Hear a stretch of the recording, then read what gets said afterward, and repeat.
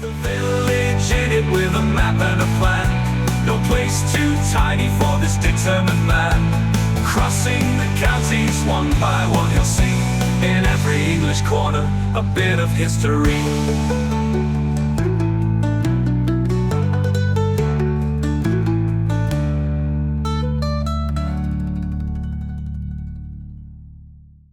The South Kesteven series is sponsored by Gainsborough Cycles 01427 617 752. For all your cycling needs, this is your one-stop shop located at 20 Ropery Road, Gainsborough, or online at gainsboroughcycles.com. There's a link in the description. Gainsborough Cycles, ask for Trevor Halstead.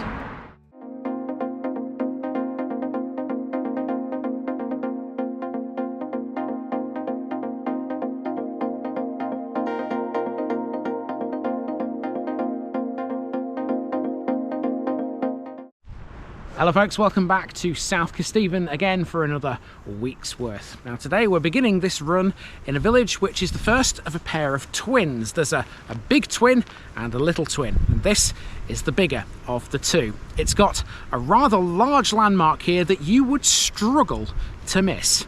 It's a huge, great big mound, and on that mound there used to be an ancient castle, and that's why this place is called Castle Bytham.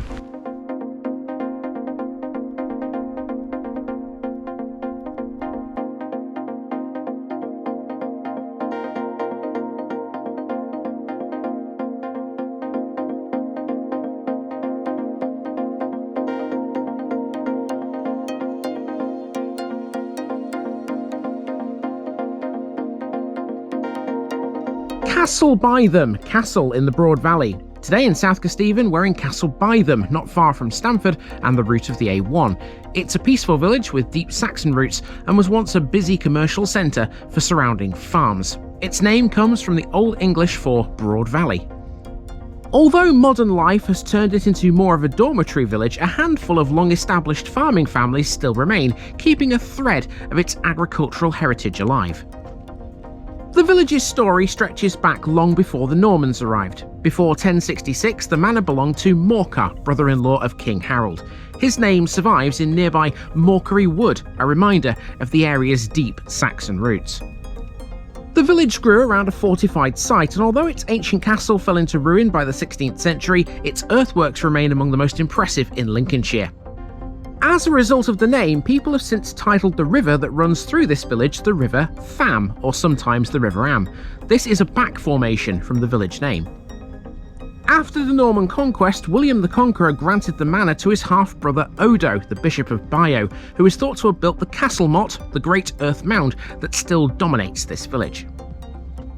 That marked the beginning of Castle Bytham's life as a fortified settlement. The castle's history is full of drama, as we'll learn.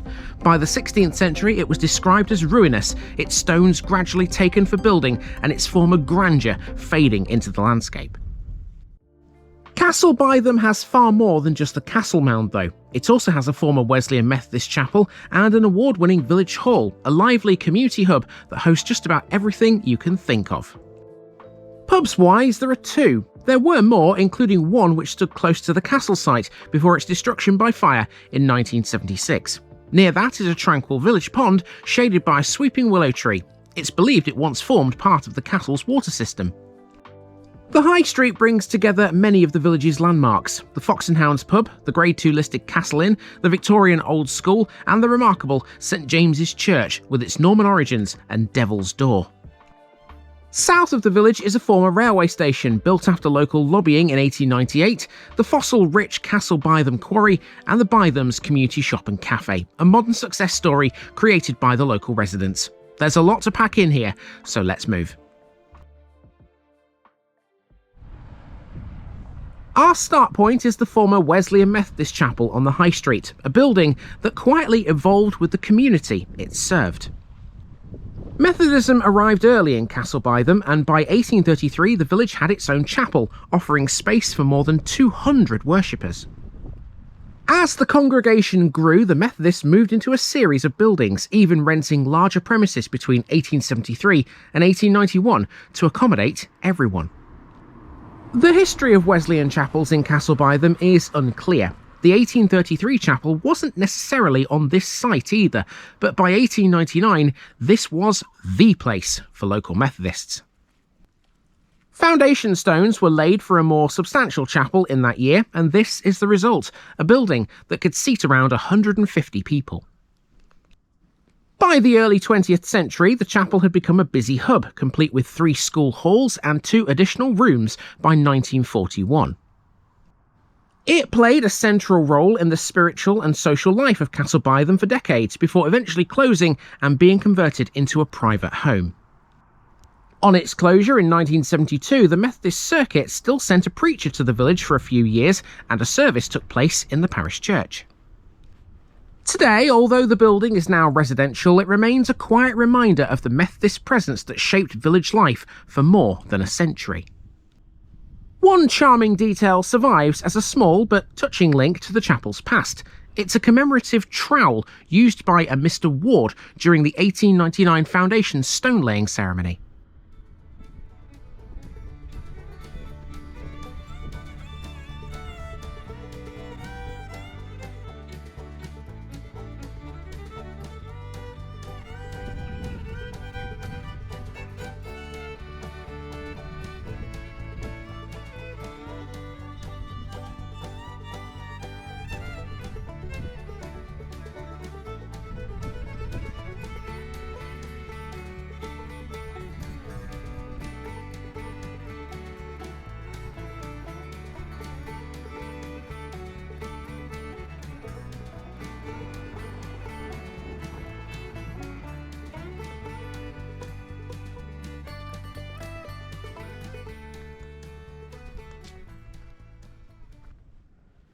Pinfold Road next, and Castle Bytham Village Hall is next to see. This is one of the real community hubs of the village, a lively and welcoming space that hosts just about everything. It seems to have originated as some sort of church rooms, given the stone lintel over the windows at the back. This has seen everything from bingo nights and sports sessions to theatre performances, meetings, parties, wedding receptions and dances. Whatever the occasion, it's the place where the village comes together. The hall is available for weekday hire, making it perfect for anyone looking to run a regular club or simply book a few hours for an event. It's the only village hall in Lincolnshire to have earned a gold award from the Community Links Village Hall Quality Award Scheme. That's a sign of just how well equipped and well run it is.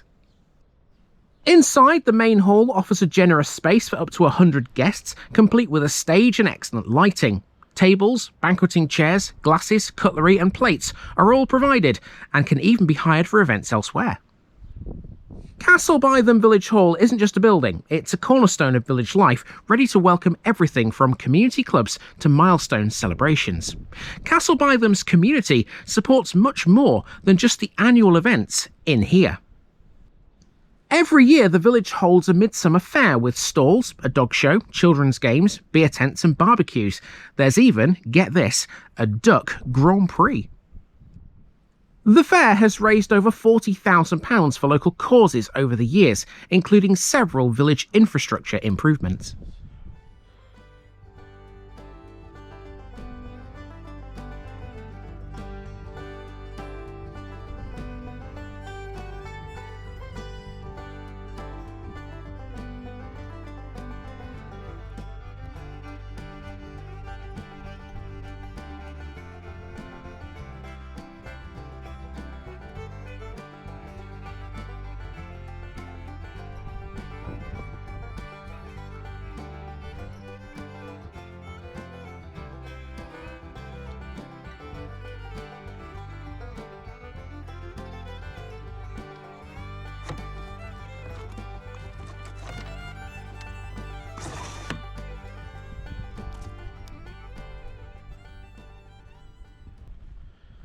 Pinfold Road also used to have a shop which doubled as a post office. Sources claim this closed in 2008, despite some local opposition.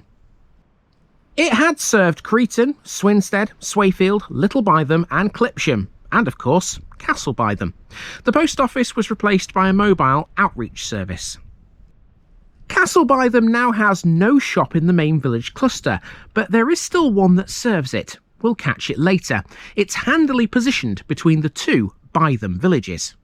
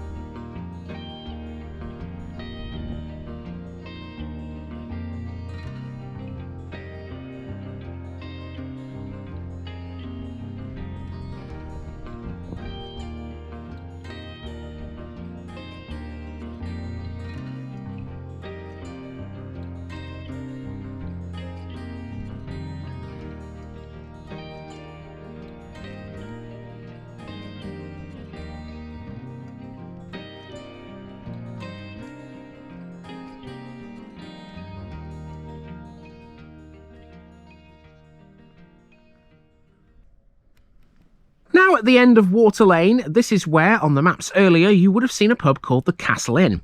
It no longer stands. It was destroyed by a fire in 1976, and so this part of the village's hospitality history has seemingly disappeared, until you realise that there's another Castle Inn here now, and we'll see it later.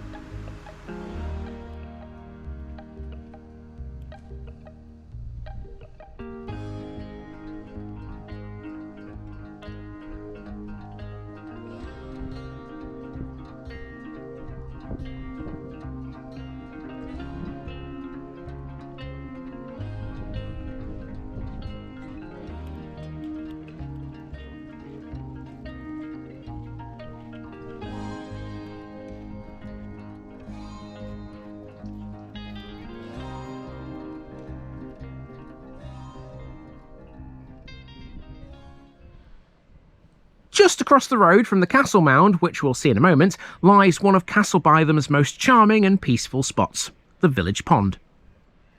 Fringed by a graceful weeping willow whose long branches trail over the water, it's a favourite gathering place for the village's resident mallards and moorhens who paddle, preen and potter about as if welcoming every passer-by. On a still day, the pond becomes a perfect mirror, reflecting the willow, the sky and the gentle curve of the surrounding green. A quiet moment of beauty, right in the heart of this lovely village. The pond has deep historical roots. It likely served as a vital water source to the castle as part of its daily life, and it was possibly part of its defences too.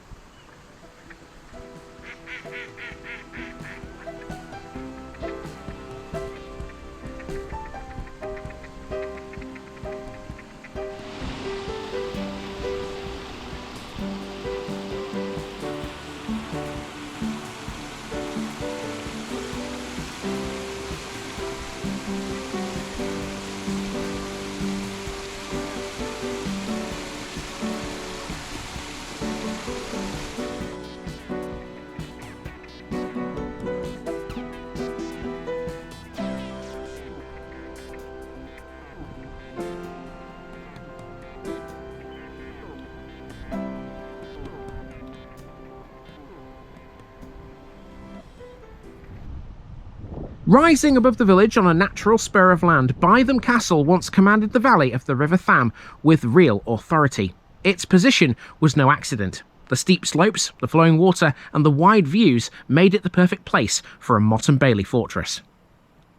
Bytham Castle was more than just earthworks and timber. It was surrounded by an ingenious network of ponds, channels, dams and sluices, creating a landscape that was both beautiful and practical. Those water features powered mills, supplied fresh water, supported fish ponds and formed a defensive barrier, a medieval engineering achievement hiding in plain sight. The castle's earliest origins are uncertain, but it may have been founded in the late 11th century by Odo, the Bishop of Bayeux, who was the half-brother of William the Conqueror. Its first firm appearance in historical records comes in 1141, when it belonged to William le Gros, the Earl of Albemarle. Through marriage, it passed to the powerful de Fortibus family. William de Fortibus the Younger, despite signing the Magna Carta, ultimately sided with King John during the First Barons' War. After John's death, he fought for Henry III at the Second Battle of Lincoln in 1217, but soon fell out with the king's chief minister, Hubert de Burgh. That quarrel proved disastrous. In 1220, William refused royal orders to surrender 2 other castles, and in 1221 he openly rebelled. Henry III responded with force, and royal troops marched on Bytham, besieging it and capturing it after a dramatic confrontation. Although William was later reconciled with the crown, the castle was granted to William de Colville, whose family restored it, and they lived here until the late 14th century. Bytham Castle's story doesn't end there. In the later medieval period, it was lived in by Lady Alicia Bassett, known as the Lady of Bytham, who was reputedly the wealthiest woman in Britain back then.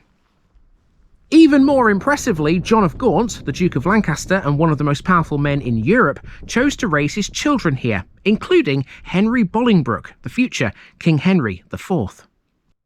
Several of Gaunt's younger children also spent their early years at Bytham, giving the castle a direct link to the Plantagenet royal line.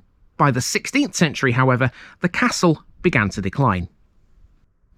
In 1544, it was described as ruinous, and over the following centuries, villagers quarried its stone for building material. By 1906, no masonry remained above the ground. Yet now, the earthworks, including the towering 18-metre motte, the outlines of the baileys, the fish ponds, and the great hollow of the castle yard, have survived remarkably well into the present day.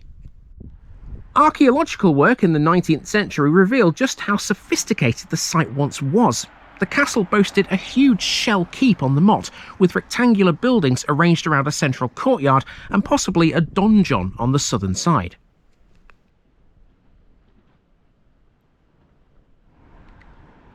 To the east stood a second mound linked by a narrow causeway and crowned with a hexagonal tower, a rare internal barbican and one of only a handful known in England.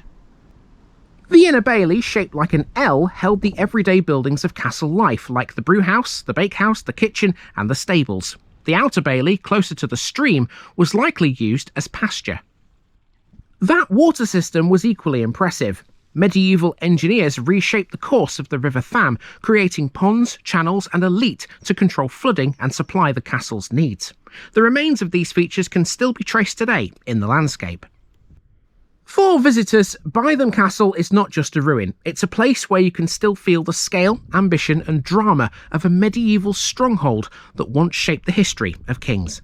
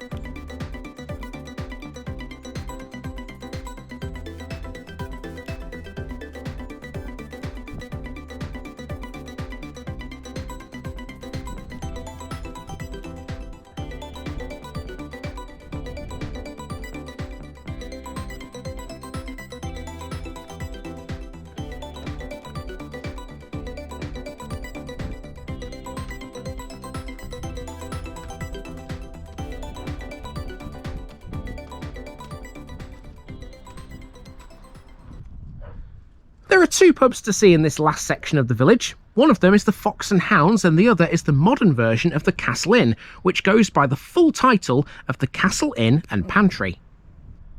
A Grade 2 listed building, this features in the Good Beer Guide. It's a traditional country pub built in around 1650 of the local limestone.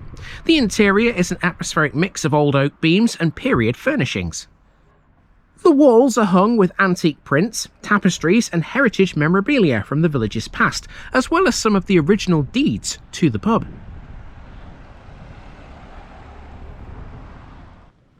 This version of the castle was known for much of its life as the Three Tuns, but given the earlier Castle Inn was destroyed by the fire and later demolished, this was renamed in honour of the Norman castle motte. Now, when Boris Johnson called time on pubs during the COVID pandemic, the owners of the Castle Inn sprang into action to open a village store. An outhouse at the pub, which had previously been an antique bookbinder workshop, was cleared out, painted and converted into what became akin to a traditional 1960s-style village shop.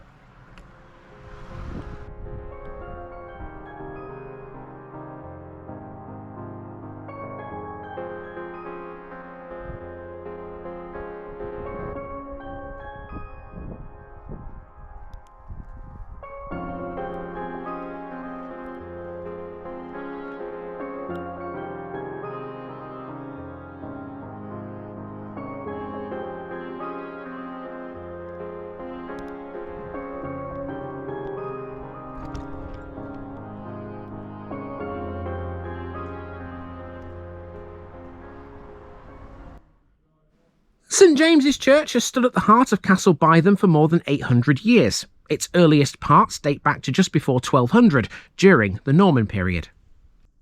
The site has been a place of worship since at least 1115, when a Saxon-style church here was granted to a French monastery.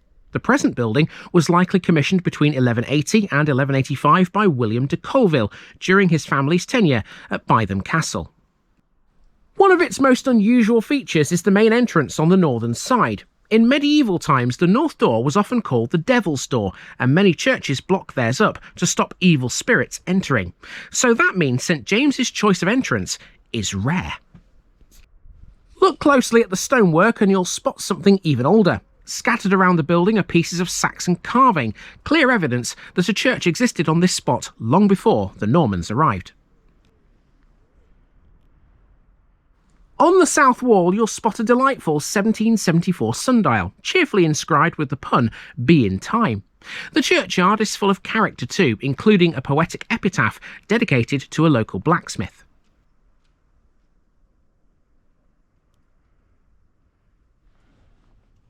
Inside, keep an eye out for one of the church's most remarkable treasures, the ancient belfry ladder, made from the village's old maypole. It still bears a carved inscription, "This war the Maypole, 1660. It said it was made in celebration of the restoration of the monarchy when Charles II came to the throne. Another highlight is the elegant 20-light chandelier, gifted in 1816 by landowner John Coverley. Some say it was given in thanksgiving after the Battle of Waterloo, but others believe it was a personal memorial, chosen as a light because he was losing the ability to see. St James's is full of these small stories and charming details, a church that rewards anyone who steps inside and takes a moment to look closely.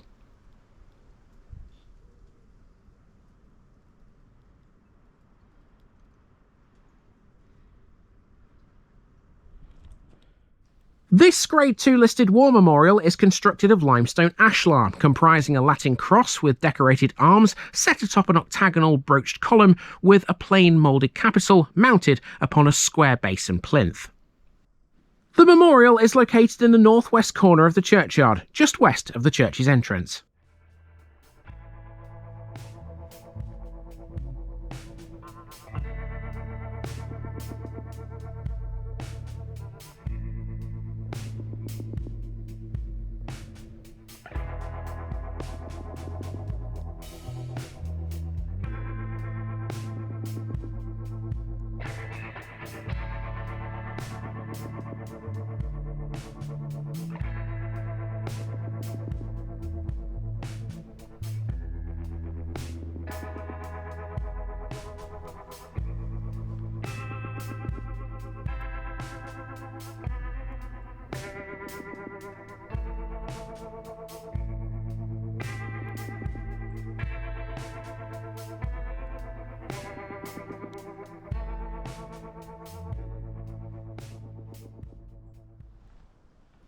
Tucked behind St James's Church stands the Old School, a charming Victorian building that served generations of Castle Bytham children.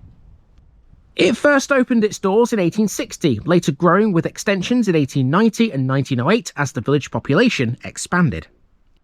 Over the years, this has carried several names, starting as Castle Bytham Charity School, then Castle Bytham Endowed School, before becoming a council-run school in 1928.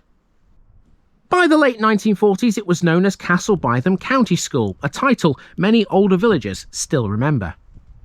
After more than a century of teaching local children, the school finally closed on the 17th of July 1988. Today, the building survives as a much-loved reminder of village life, standing quietly behind the church where so many people once began their education.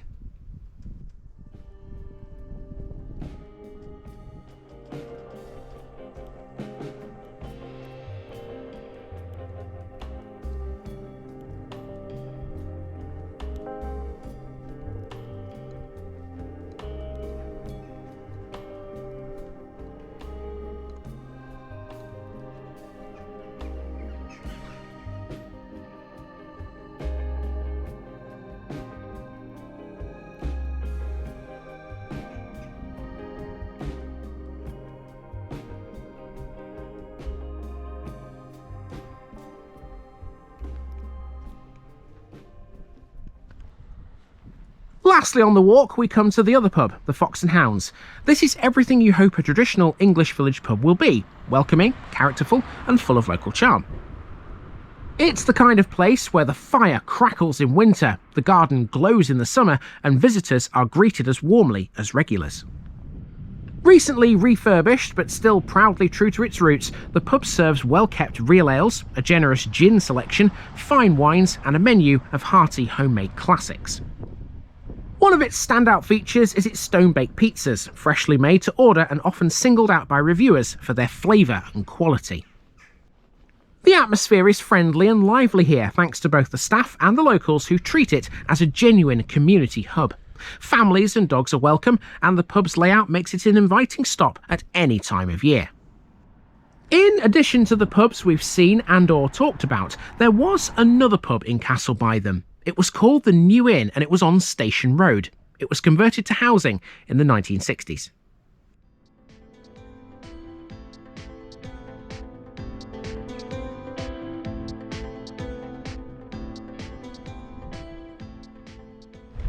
Okay, we're pretty much all the way around the walking route. Just a point of order here.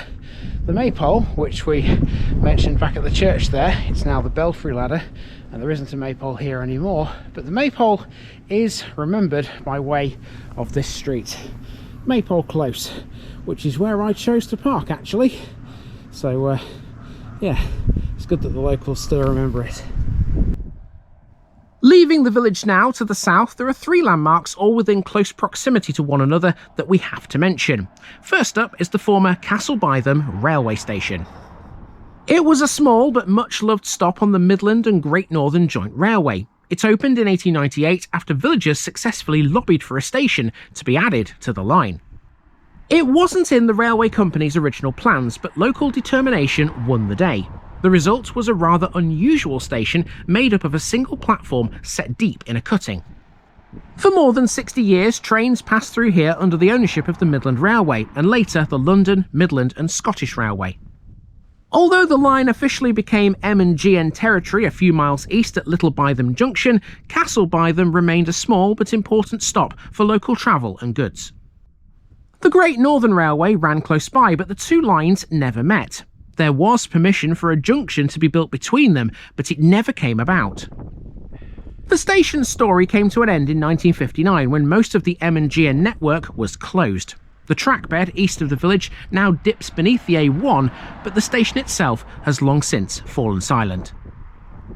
Even so, it remains a charming reminder of a time when Castle Bytham was connected to a much wider world by steam and steel.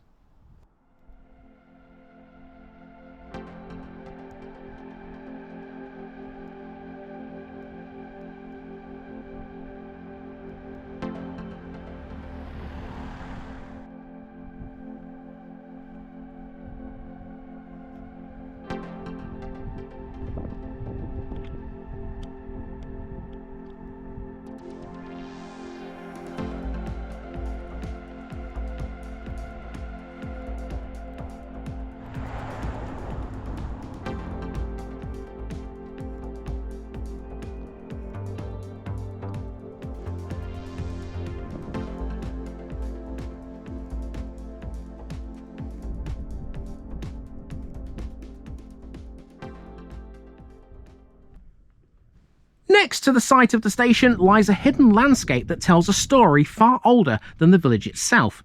This is Castle Bytham Quarry, which is now quiet and reclaimed by nature. It was once a busy limestone quarry whose exposed rock faces revealed fossils that helped geologists date the Lincolnshire limestone to the Badgerkin era, a discovery that linked this little corner of Lincolnshire to geological sites across Europe. The quarry has seen more than just ancient history. When it was first opened in the 1850s, workers uncovered a Bronze Age arrowhead and even a Saxon burial, hinting at thousands of years of human activity on this ground. Later, the site bustled with industry. Limestone was dug, a kiln by the railway produced slaked lime for farms, and the Castle Lime Company kept the quarry working for decades. Since closing, the quarry has been left to return to the wild, becoming a haven for plants and wildlife and earning designation as a site of special scientific interest. Locals have used this in the past as a temporary car park during the Castle Bytham Midsummer Fair, but otherwise it remains a peaceful, untouched pocket of the village. The present owner of the quarry made efforts in 2004 to turn it into an industrial complex of offices and small industrial units, but as you can see, that never materialised. Just north of the main site is Thunderbolt Pit, a small quarry cut into the same rock formation. Though part of the same geology, it was never operated by the Castle Lime Company.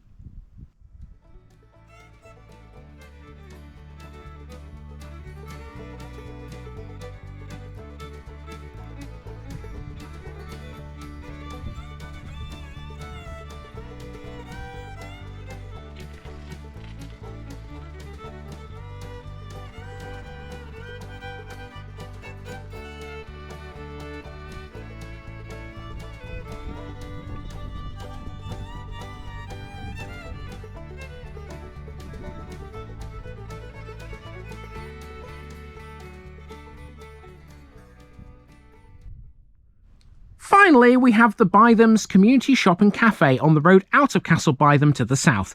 This is a true village success story, a place created by local people for local people. When the last two shops in Castle Bytham and Little Bytham closed in 2013, residents came together with a simple aim: to bring back a friendly, reliable, everyday service at the heart of village life. The average distance for the Bytham communities to the nearest small shops back then was a round trip of 6 miles, and it's 20 miles to and from the nearest major urban shopping centres.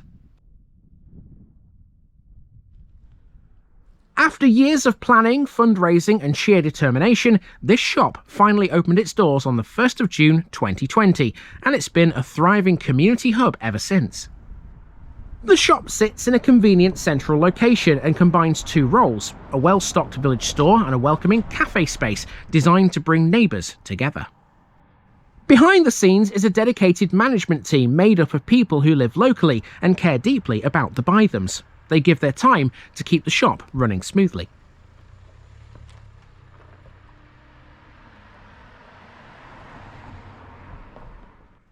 Their backgrounds range from retail and design to aviation, finance and public service, but they share the same common belief that strong communities are built on shared spaces and shared effort. Today, the Bytham's community shop is more than just a place to pick up essentials. It's a meeting point, a friendly face and a reminder of what a village can achieve when everyone pulls together.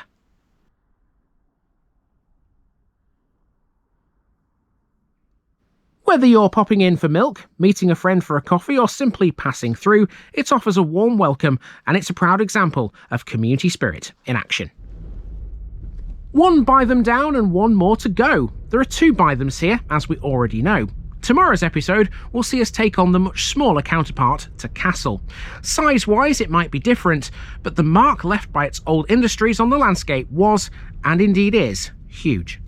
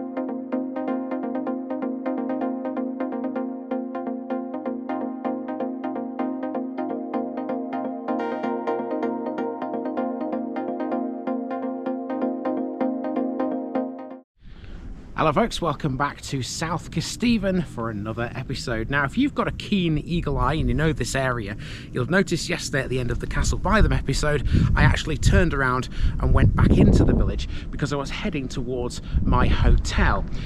This second village is actually on the next day, and as you can probably tell, it's a bit different. It's very dark at the moment, but this light will come to me as we walk around this place. And this is the second of the Bytham twins, and it's got quite a bit of railway fame to speak about. This is Little Bytham.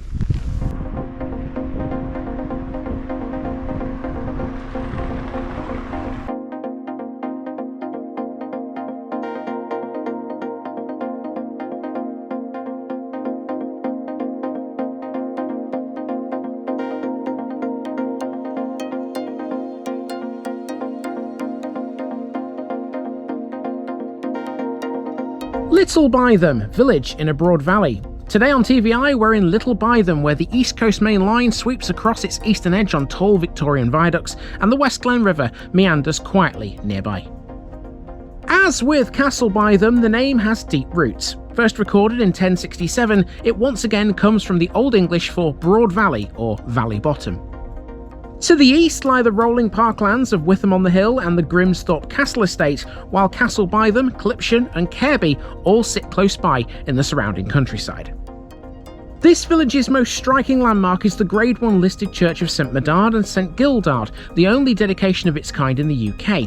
The building's dedication to two 6th century French saints was restored in 1999 after research revealed its Norman origins.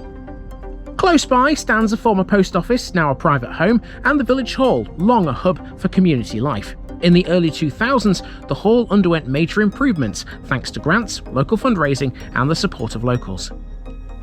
This village is shaped by its landscape and transport history. The East Coast Main Line sweeps across its eastern edge on tall Victorian viaducts, whilst the West Glen River flows quietly nearby. Little Bytham's railway heritage is everywhere. It was close to here in 1938 that the LNER locomotive Mallard set its world record speed of 126 miles an hour. Beneath the arches once stood the Green Man pub, which was renamed the Mallard in its honour in 1975. The landscape also carries traces of the long-vanished Saxby-and-Bourne line, which crossed the main line here without ever connecting to it. The village was also once the junction for the Edenham and Little Bytham Railway, whose terminus was the Willoughby Arms. Clay pits once shaped the village too, as did the 19th century adamantine clinker works, which produced famously hard paving bricks used across Britain and beyond. So railways and brickworks are the order of the day here, it seems. Little Bytham has altered very little. Whilst one of the crossing railway lines has now disappeared, the rest of the village has remained pretty much the same as it was back in 1900. Our route here is going to focus mainly on the railways, but there's a lot more to consider. It'll be an involving walk, despite the fact this is a relatively small place. After the walk, we'll spend a bit of time at the site of the old station and talk a bit about the little-known Edenham to Little Bytham Railway.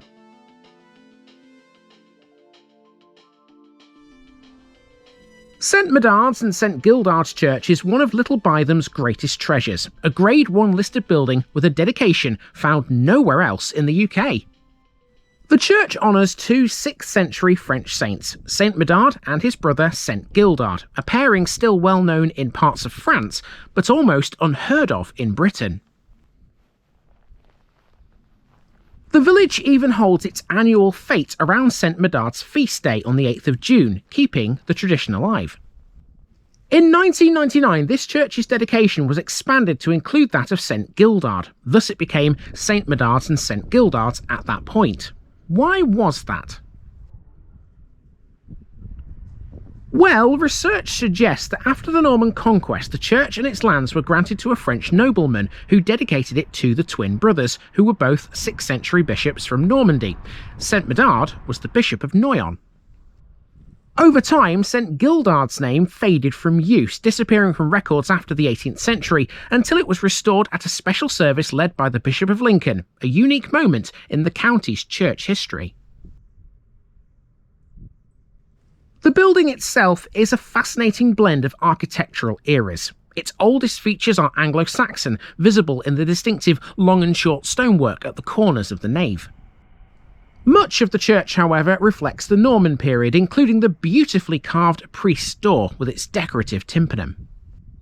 The small, circular niche above it may once have held a relic of St Medard, and the carved birds beside it are thought to be eagles. Other Norman features include the simple arch leading into the tower and the late 12th century north door. As you move around the church, you'll spot later medieval additions too. The south aisle, the tower and the spire date from the 13th century, whilst the elegant tracery of the east window and the piscina belong to the early 1300s. One of the most intriguing discoveries here is a finely carved Green Man capital from around 1300, found built face inwards into a wall during restoration work. It's a hidden medieval treasure that was brought back to light. Inside, the pulpit stands on a stone base dated 1590, inscribed with the Latin phrase Orate e Parate, that means pray and prepare.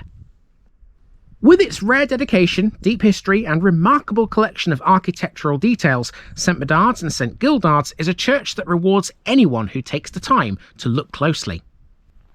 Today, the church continues to evolve with the community it serves. As cremation has become more common, a special memorial has been created inside with the inscription, "Here are commemorated those whose ashes are buried in the gallery."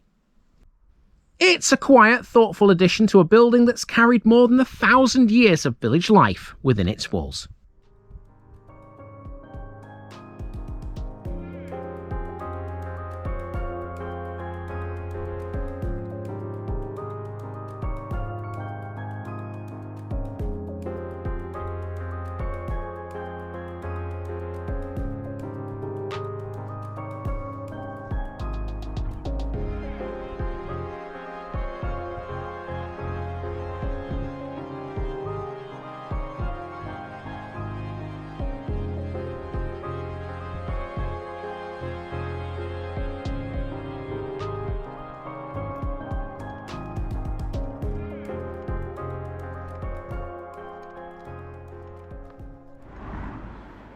Just up the road from the church we have the old post office, although it looks rather different from how it did at the turn of the 20th century. It's lost its old thatched roof for a start, and over the years it's been extended and modernised and now serves as a private home. Little Bytham Village Hall is next. This sits on the main street and has long been one of the village's most important community spaces. It hosts a wide variety of activities throughout the year, from bingo nights and club meetings to parties, wedding receptions and lively village dances. It's the kind of place where the community naturally gathers. In the early 2000s, the hall became the focus of a major improvement effort. The Village Hall Committee, supported by the Parish Council and local groups such as the Guides, the Brownies and the Rainbows, and the popular 100 Club, applied for grants to modernise the building. Their aim was simple: to keep the hall safe, comfortable and fully equipped for future generations. Work began with practical upgrades like a new heating system, a kitchen water heater and extra storage for community groups. Later phases were designed to improve accessibility to meet the requirements of the 2004 Disability Act. The 100 Club, a local fundraising draw, played a cheerful supporting role. Monthly winners took home small cash prizes, and several kindly donated their winnings back to the Improvement Fund, a gesture that reflected the village's strong sense of community. Through all of these efforts, one message came through clearly: the Village Hall is a vital part of Little Bytham life. At a time when many rural facilities were disappearing, the community rallied to ensure their hall remained modern, welcoming and ready.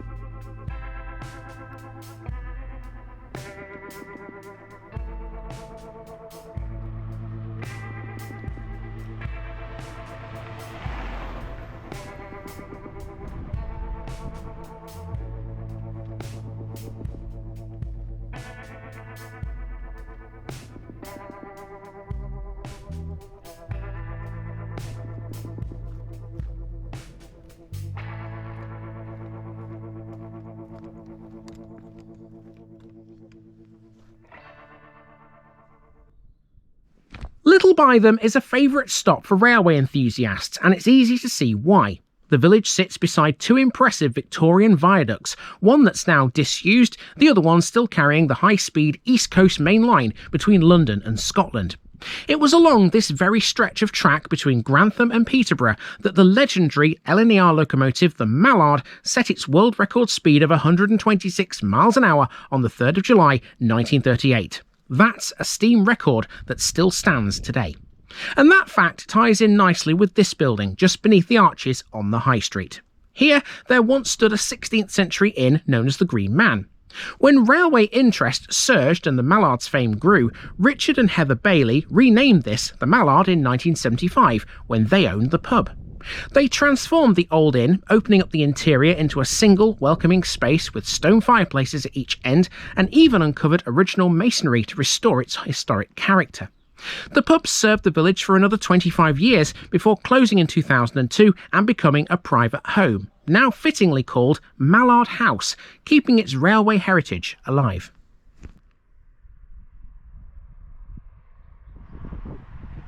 Little Bytham's High Street is still dominated, just as it was a century ago, by this great arched bridge, a feat of Victorian engineering that strides across the village. Stand beneath it for only a moment and you'll feel the power of the East Coast Main Line as London to Edinburgh express trains thunder overhead. It's a reminder that this is one of the most historic stretches of railway anywhere in the world. This part of the line between Stoke Summit and Grantham was ideal for high-speed running. It's long, straight, and has a gentle, even gradient. It was here on the 30th of November 1934 that the Flying Scotsman became the first steam locomotive officially recorded at over 100 miles an hour. Just 4 years later, driver Joseph Duddington pushed the Mallard to its astonishing record between Little Bytham and Essendine. The actual spot where he achieved the peak speed, though, is actually within Carlby's parish boundaries. A second attempt, planned for 1939, was cancelled with the outbreak of World War II, but the Mallard's achievement still stands as one of the greatest moments in railway history. Today, the famous engine rests proudly in the National Railway Museum in York, just an hour up the same line where it once made history.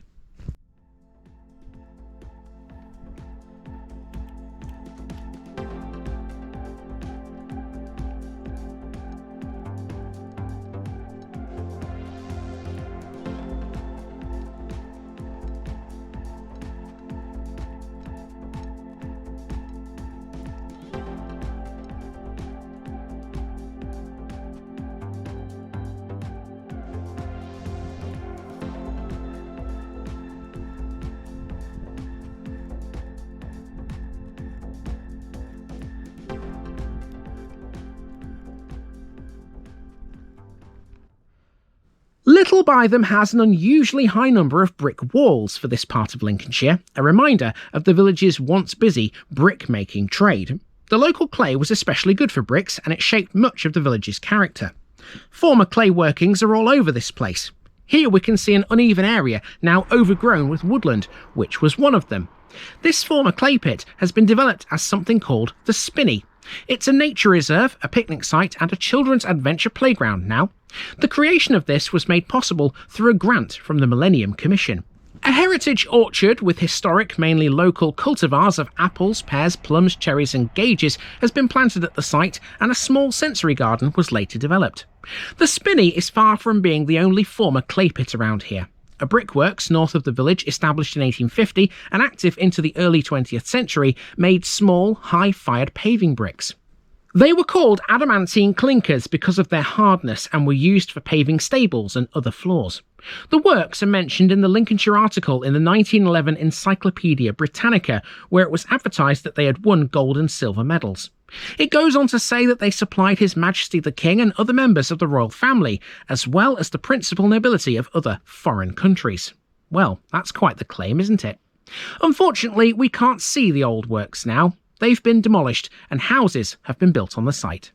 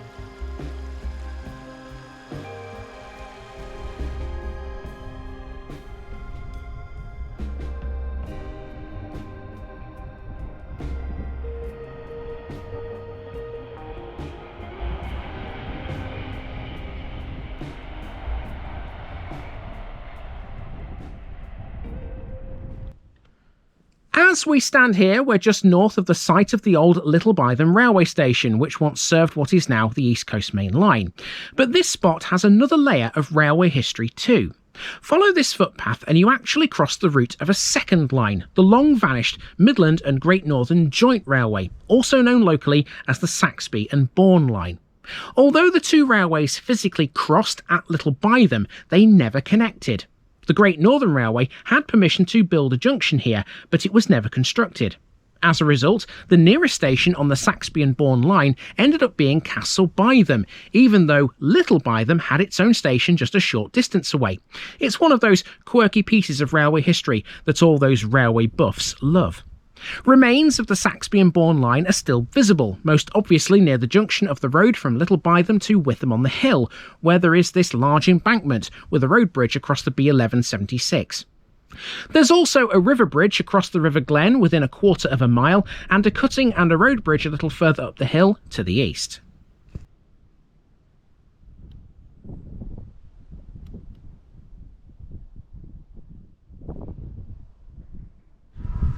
And of course this is the other viaduct, the now disused one, which crosses the river here. And to get underneath it, this footpath, it comes along like this little wooden walkway. It's very eerie down here. It feels like you're underground.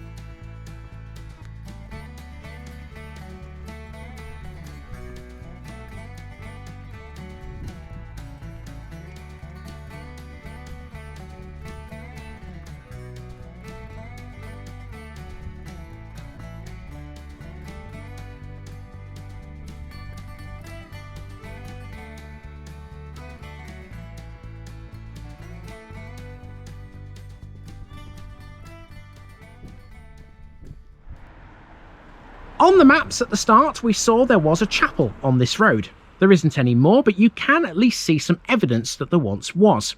This is Chapel House, which presumably was the building in question. If not, it replaced it. I found nothing more about the chapel or what religious branch it served.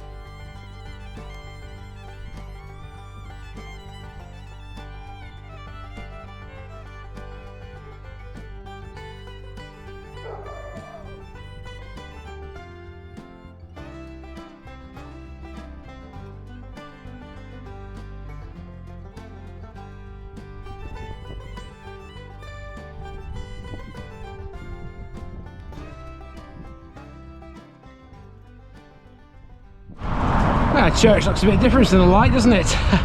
Anyway, we have made it round Little Bytham on foot. However, we still have to cover an area to the south of the village because we've seen 2 railway lines. There was a 3rd. South of the village now, astride the East Coast Main Line, we have what remains of Little Bytham's once busy Little Railway Station. This opened in 1853 and served the village for more than a century before closing in 1959. Although the platforms and buildings have long since disappeared, this was once an important stopping point on Britain's greatest north to south route.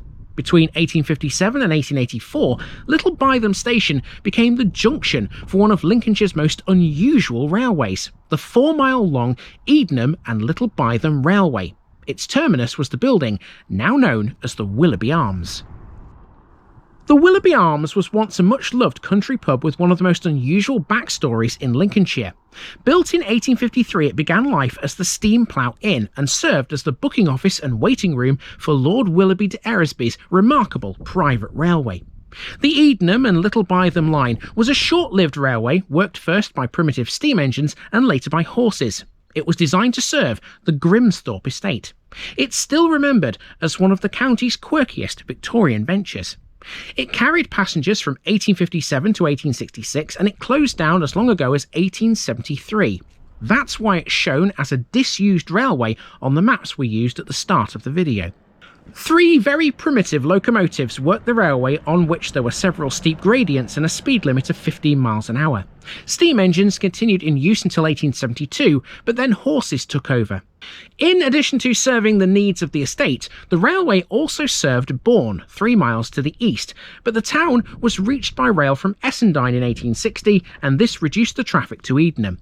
Although no longer a pub nor railway related, the Willoughby Arms remains the traditional stone building it's always been, full of character with beams, cosy corners and countryside views from its large former beer garden.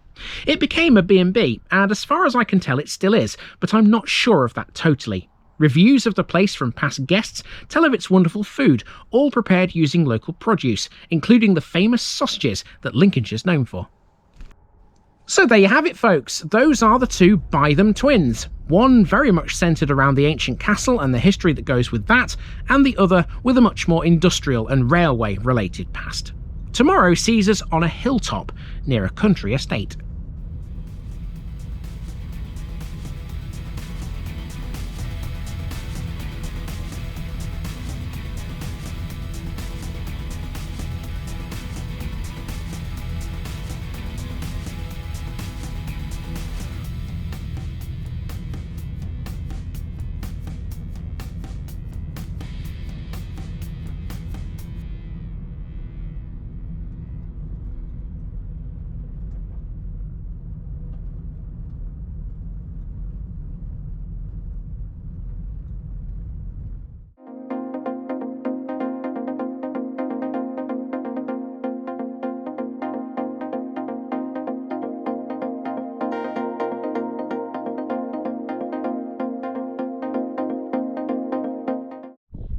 Hello folks, welcome back to South Kesteven once again. Now behind me there we have a pub to start this episode. Always a welcome sight to see a village pub, isn't it?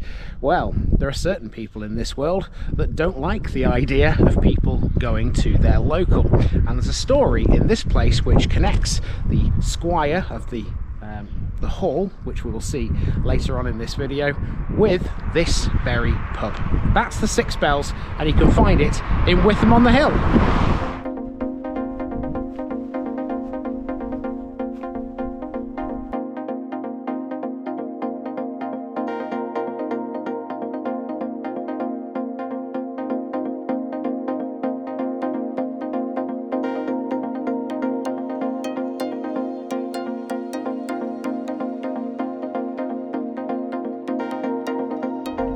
Bytham-on-the-Hill, Willow Tree Farm on a hill. Today on TVI we're in Bytham-on-the-Hill, tucked into the limestone uplands of South Kesteven. Wytham derives from the Anglo-Saxon words wig and ham and literally means willow tree farm or homestead, suggesting there was an early settlement by some willow trees beside the River Glen right here. Although no Roman settlement has ever been excavated here, the area sits close to known Roman roots. The limestone ridge on which Wytham stands would have offered dry, defensible ground overlooking the wetlands. By the Saxon period, the village was clearly established. Bytham-on-the-Hill's geography is part of its charm. Despite its name, the village sits just below the highest point of its hill, with the true summit lying a mile to the west towards Careby. It's framed by the tributaries of the River Glen, and it's all surrounded by the characterful Grimsthorpe estate. Bytham-on-the-Hill appears prominently in the Domesday Book, recorded under several landholders. Across the entries, the settlement supported over 30 households, placing it in the largest 40% of Domesday communities. One entry notes that Hereward the Wake held land here before the conquest under the overlordship of Peterborough. The manorial history of Wytham is equally compelling. After the Norman period, the village's lands passed through several important families. It would eventually become associated with the Johnson family, descendants of Archdeacon Robert Johnson, founder of Oakham and Uppingham schools. St Andrew's Church is one of the parish's architectural jewels. Though its origins stretch back to the Norman period, the most striking feature is its unusual tower, rebuilt in 1737 by Stamford architect George Portwood after the original tower collapsed. Just outside the church stands one of Wytham's quirkiest survivals, the medieval stocks and whipping post, now protected under a tiled canopy. Another landmark that draws the eye is Wytham Hall, a handsome Grade II listed country house dating from around 1730. Once the seat of the manor, it's been extended several times and now serves as a respected preparatory school. Since 1959, Wytham Hall School has welcomed pupils from across the region. The village's more recent history is no less colourful. A major fire in 1775 destroyed several buildings, including the inn and a vicarage, reshaping the village centre. The current parish hall began its life as a school, whilst the much-loved Six Bells pub holds the most interesting story here. Let's dive in and tell it. The Six Bells is a welcoming, family-run village pub and restaurant set in a characterful 1908 building on the edge of Bytham-on-the-Hill. The current building is Grade II listed and was designed by the architect A.N. Prentice. The name Six Bells referred initially to the number of bells in the church. Current owners Jim and Sharon, who began their hospitality journey back in 2000, have shaped the place around a simple idea: to serve honest, carefully prepared food made from quality local ingredients, and pair that with genuine, friendly hospitality.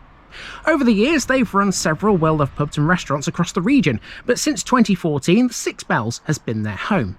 They've run places like Jim's Yard, Jim's Bistro and the Beehive in Stamford and the Queen's Head at Bulwick. Their cooking has earned repeated recognition, including the coveted Michelin Bib Gourmand, which they proudly regained in 2023 and retained in 2024. Its south-facing terrace, now sheltered with timber and glass, is a favourite spot for relaxed dining. Today, the Six Bells offers the feel of a true village institution, warm, unfussy and rooted in the local landscape.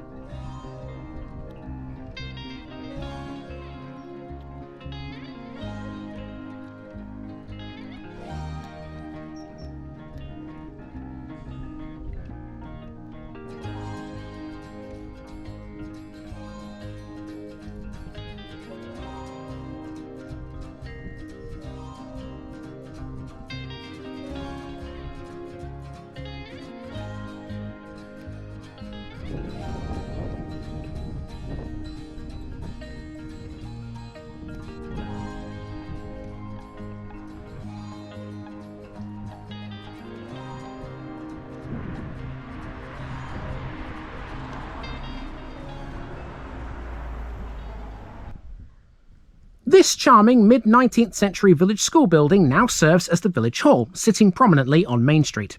Its single-storey, 4-bay frontage gives it a neat symmetrical appearance, strengthened by a plinth and stepped buttresses that frame the structure. Along the eaves runs a distinctive carved inscription from Proverbs: "Train up a child in the way he should go. When he is old, he will not depart from it." The building originally housed both the schoolroom and the schoolmaster's house, as recorded in White's Directory of 1872. At that time, the master taught 30 free scholars and received a small annual income from land at Rag Marsh near Spalding. By 1930, the old schoolroom had taken on new life as a reading room and was also used for technical instruction and parish meetings.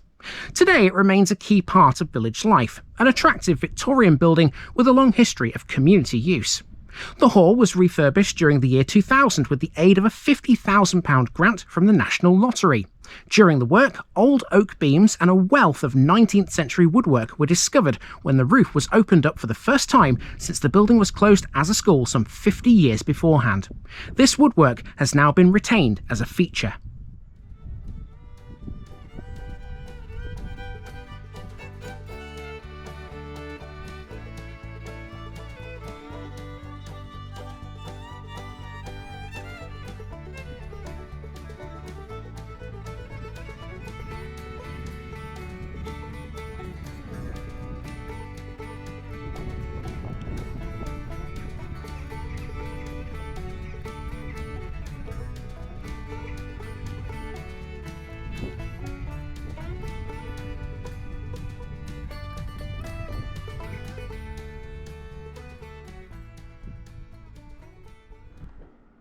St Andrew's Church is one of the real architectural treasures of Wytham-on-the-Hill, a large, impressive building that feels far grander than you'd expect for such a small village.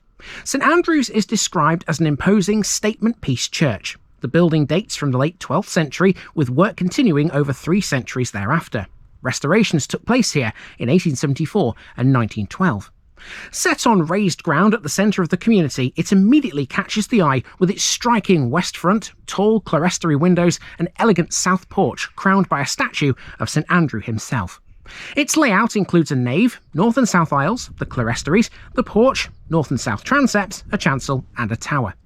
The original tower collapsed and was rebuilt in 1738 by the architect George Portwood. A story claims it fell down whilst bell ringers were in the village pub one Christmas Eve. Portwood did work on the bridges at Fotheringhay and Woodnewton in Northamptonshire. He also took down the ruinous steeple at Pickworth and rebuilt the tower at Braunston in Rutland. The current tower here features a blue and gold clock and an octagonal spire with lucarne windows. It has that ring of bells which we mentioned earlier, all cast in 1831 by William Dobson. Some sources state there are actually 8, not 6, suggesting 2 more were added in 1932. One bell carries a long inscription forbidding any bell ringing on May the 29th, November the 5th, or at the crowning of a king. Inside, the church is bright and welcoming thanks to those generous clerestory windows. Visitors will notice the contrast between the older round arched south arcade and the later pointed arches to the north, as well as the beautifully carved 1912 rood screen. The font dates from 1660, octagonal with carved panels. Several medieval stone carvings survive, including an angel, a praying figure, and a beast. The stained glass is a highlight, from a radiant nativity scene to a moving crucifixion and a series of parables in the north transept. Surrounded by spacious grounds and open daily to visitors, St Andrews is a wonderful place to explore, full of craftsmanship, stories, and the quiet charm of centuries of village life.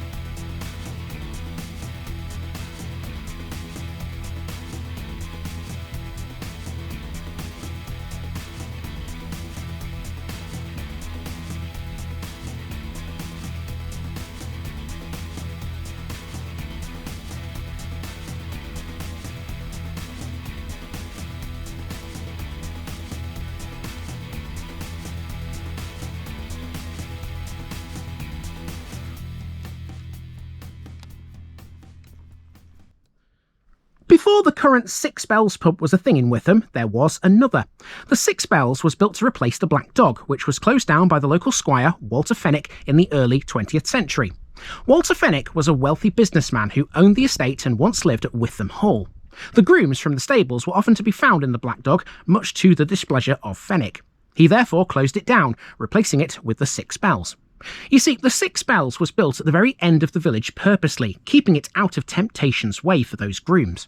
When the Black Dog closed, its licence was transferred to the Six Bells in 1908, and now the old pub here has become a private dwelling. Wytham Hall is a striking 18th century building that started life as a country house, but it's now a thriving preparatory school. The main building, with its elegant Georgian proportions and later Edwardian additions, sits within beautifully kept grounds that give the whole place a calm, traditional feel. The hall's long history is still visible in its architecture, from its 1750s core to the early 20th century extensions and its 3 decorative arches lining the entrance drive. It was built between 1752 and 1756, but nothing Georgian remains inside.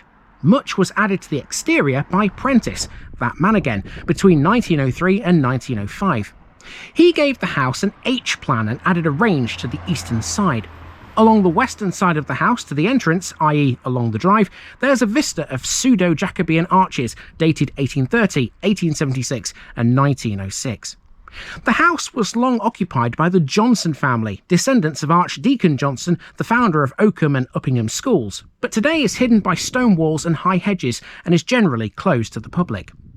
The school was founded in 1959 by J.W.E. Banks, a local farmer and landowner who bought the building for £4,500 in 1954. He wasn't sure what to do with it at first, but as a few of his friends had children, he decided to use it as a school, opening it initially with just 6 pupils. Today, Wytham Hall feeds many of the top senior schools throughout the land, and in June 2009 celebrated its 50th anniversary. Music is a particular strength here, supported by a converted stable block that now houses a dedicated music school. Wytham Hall blends heritage, education and village life, making it one of the most distinctive landmarks in the area.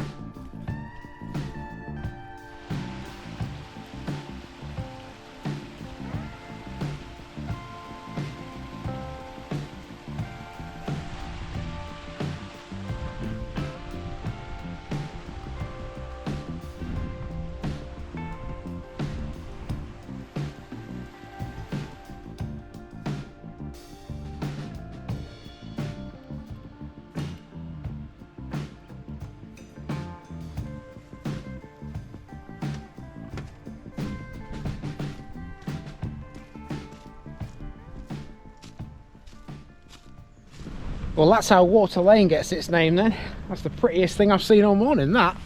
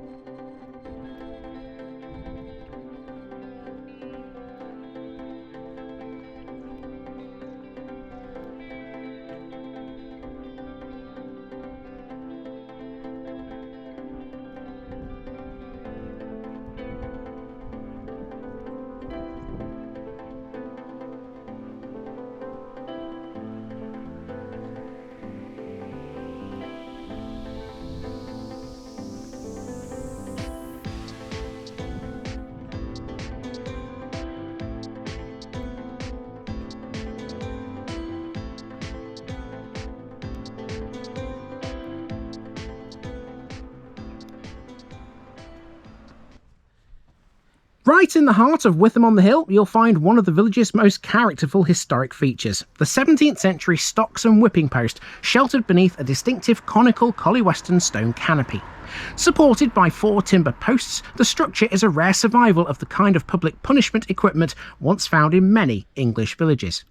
The stocks themselves have 4 leg apertures set between 2 upright posts, one of which rises taller to form the whipping post.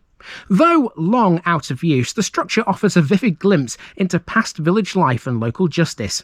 Its unusual completeness and charming canopy has earned it a Grade 2 listed status.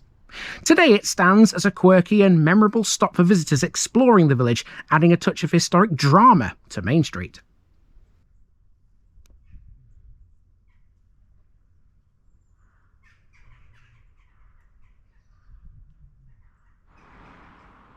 Finally, we come to the village green, which is accessed from the road near the stocks using a set of steps. In the summer of 2007, villagers held a party to celebrate the opening of a new children's playground here, which had been built at a cost of £37,000. The money was raised by a group of mothers who decided to update the old equipment. They embarked on their fundraising a year beforehand and secured grants from several sources. These included both the county and district councils and the Welland Partnership, together with a donation from Wytham Hall Preparatory School. The ceremony was marked with the cutting of a ribbon to open the play area, followed by games, sports, face painting and a barbecue, whilst children tested out their brand new equipment. It includes a climbing frame, a toddler bouncer, a rocker, a roundabout and a balance challenge. The money also helped pay to upgrade facilities for the area, including improved drainage, new fencing, goal nets and a seating area.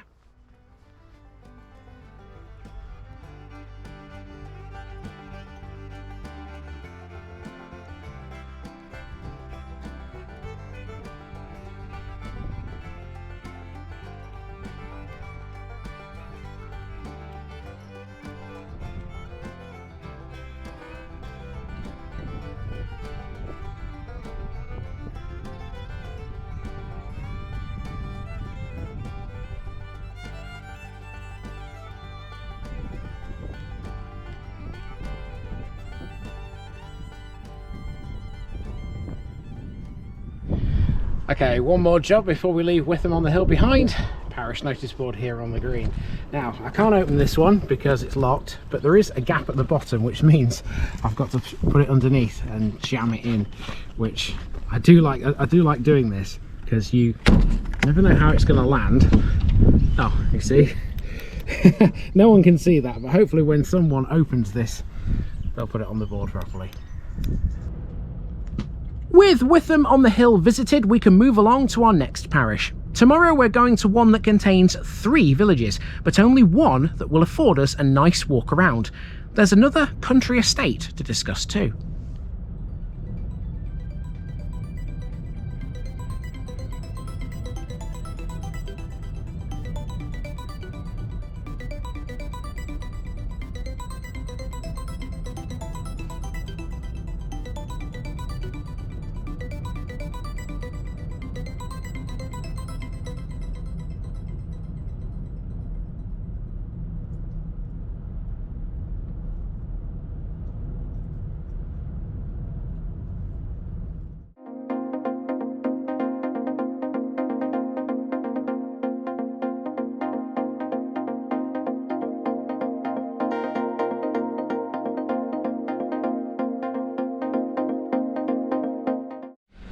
Hello folks, welcome back to South Kesteven once again. Now you find me at the beginning of this episode on a bridge over a river, and water is definitely a theme in this episode.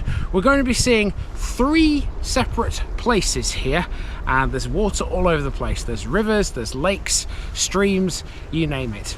This is Careby, Ornby and Holywell.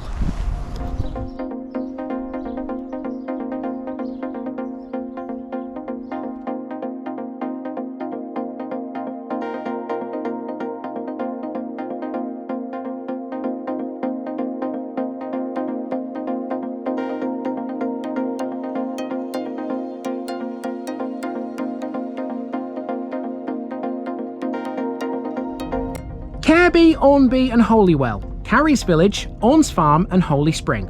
Careby, Ornby and Holywell form a small rural parish with deep historical roots. Careby is the largest of the three, while Holywell and Ornby are tiny settlements shaped by country estates, farms and centuries of quiet agricultural life. Careby's landmarks have changed little since 1900. The village still centres on St Stephen's Church, the River West Glen, the old rectory and the railway bridge on the East Coast Main Line. The village hall, built in 1914, has recently been fully restored. Holywell is dominated by Holywell Hall and its parkland, ornamental lakes and its private chapel dedicated to St Wilfrid. The estate's history is shaped by the Goodhall, Reynardson, Birch Reynardson and Ackland Hood families, whose stewardship spanned centuries. The hall later passed through several owners, including Philip Lockwood, Princess Yuri Galitzine and Robert Gillespie. The chapel of St Wilfrid incorporates stonework from the lost medieval church of Ornby. Just south of Holywell lies Lincolnshire Gate, a quiet rural corner where Lincolnshire meets Rutland, with medieval quarry remains on either side of the road. It's a peaceful, atmospheric spot with no settlement at all. Ornby is a tiny cluster of farms on a dead-end lane. Once a separate parish with only 42 residents in 1921, it contains the earthworks of a deserted medieval village. In all, this one's very varied and scattered everywhere. It should be fun. Let's go.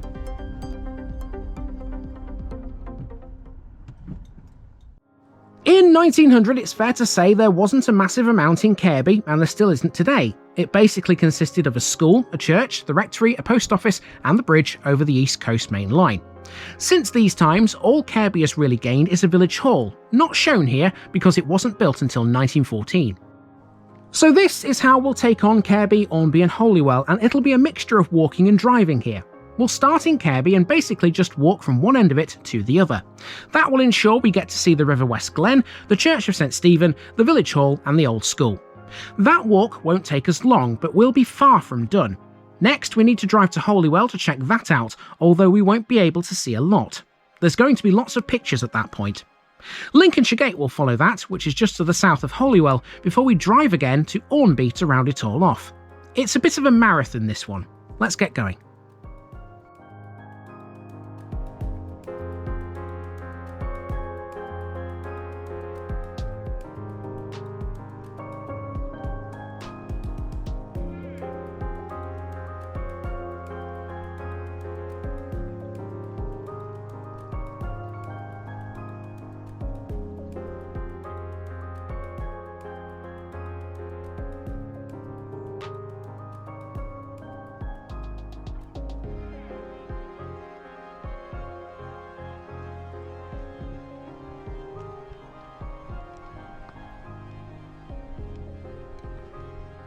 This is St Stephen's Church, which is reached by a peaceful footpath and surrounded by countryside. This church feels wonderfully secluded, despite being only a short distance from the East Coast Main Line. The churchyard is picturesque, bordered by the River West Glen. Several gravestones here are Grade 2 listed, including one from 1668, which is in remarkable condition.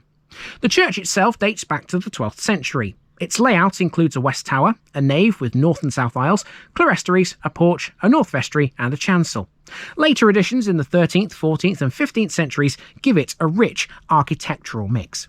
The tower, built in the early 13th century, is plain but handsome, with slim lancet windows and a corbel table decorated with expressive carved heads. The porch also features ancient human heads, possibly representing a king and a queen. Two bells hang in the tower, one from around 1550 with an alphabet inscription and another from about 1350, uninscribed but of great age. Inside, the church is bright and welcoming thanks to its clerestory windows and the absence of any stained glass on the southern side.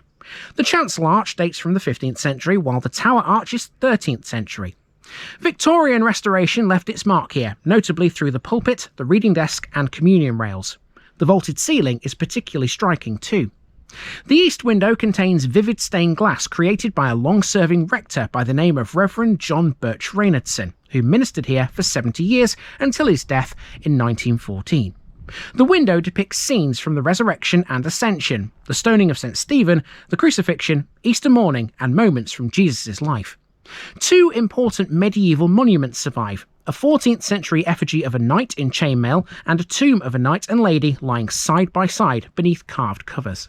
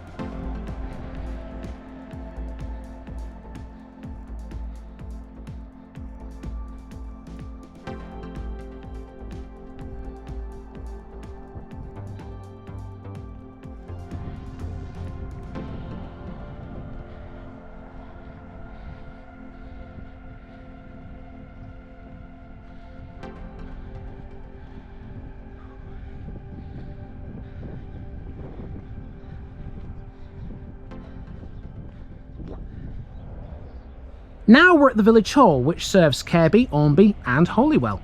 This has undergone a remarkable transformation over the past 3 years, emerging fully restored whilst keeping all the charm and character of the original 1914 building.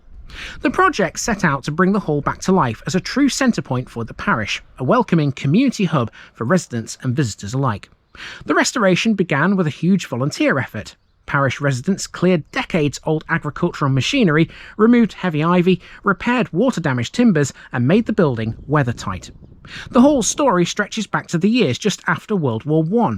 Long-lost deeds revealed that the land was donated to the people of Careby Parish by a farmer, Charles Creasy of the Elms. The hall itself was built at the expense of Lieutenant Colonel Arthur Ackland Hood Reynardson of Holywell Hall. At a time when returning servicemen were calling for the kind of community spaces they had seen overseas, the hall quickly became a lively venue for dances, music, school plays and village gatherings. Built more substantially than the tin hut halls common after the war, Careby's hall featured a wooden dance floor and separate kitchen, helping it to become a well-known local venue. During World War II, the village played host to children from Sheffield who attended a working farm camp to help with the harvest. They were accommodated in the village hall. After decades of use, it eventually fell silent and remained closed for around 60 years, until the recent restoration brought it back to life.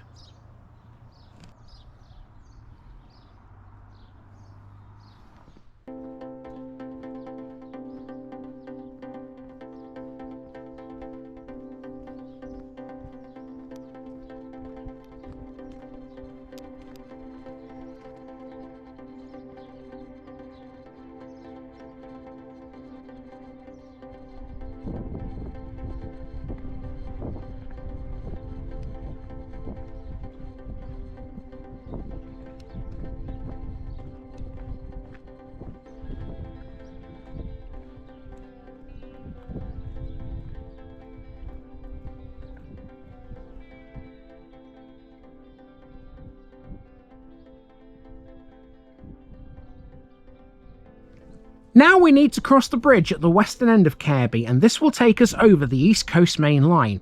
There's only one thing of note on the other side, and that would be the old school.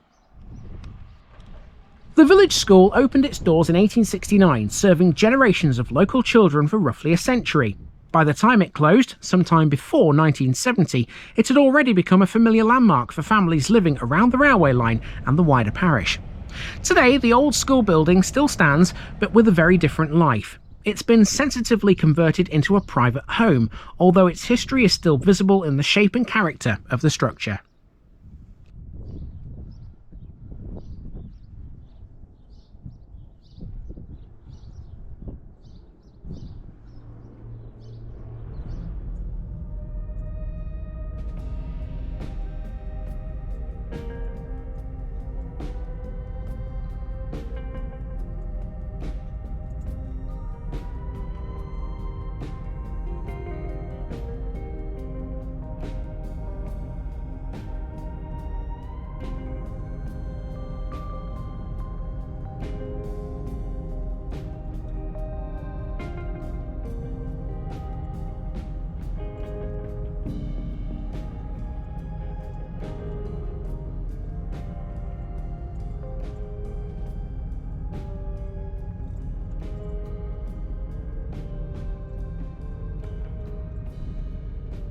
Now let's go to Holywell via this long straight road that's lined by trees on either side.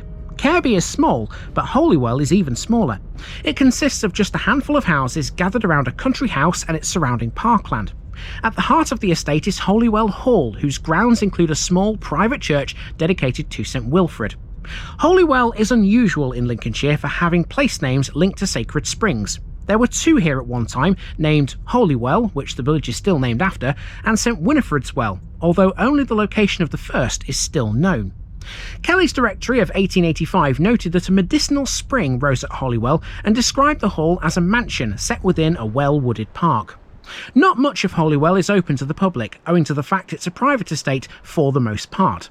That said, you can admire the estate's water features if you know where to go. Over the past 2 decades, the ornamental lakes at Holywell have been carefully restored and new gardens have been created around them. In 2009, these grounds were open to the public for a day through the National Garden Scheme, giving visitors a rare chance to explore this peaceful corner of the estate. Most of the estate is off limits to visitors, but it does have a really important history to it. Let's discuss what that is. Grade 2 listed and known today as a picturesque venue for weddings, Holywell Hall is historically significant. It's a 17th century country house, but its story stretches back far earlier, with records showing there was a manor house here since at least the 12th century. The first major family associated with Holywell Hall were the Goodhalls, wealthy landowners who purchased the estate in 1575. Robert Goodhall and his descendants built a large L-shaped house here, parts of which still survive. Their prosperity did not last indefinitely, however, and by 1729 financial difficulties forced the family to sell. The estate was then bought by Lady Mary Barnardiston, who gifted it to her nephew, Samuel Reynardson. That began a 2-century connection between Holywell Hall and the Reynardson family. Lady Mary also entrusted Samuel with managing her considerable fortune, giving him the means to reshape the estate. Samuel Reynardson, a grandson of a former Lord Mayor of London, Sir Abraham, made major alterations to the house after his marriage in 1732. He also commissioned the astronomer and landscape designer Thomas Wright to create some extensive gardens. When Samuel died, the estate was passed to his son Jacob, who would later marry Anne Cust, the daughter of Sir John Cust of Belton House. This linked Holywell Hall to one of Lincolnshire's most prominent families.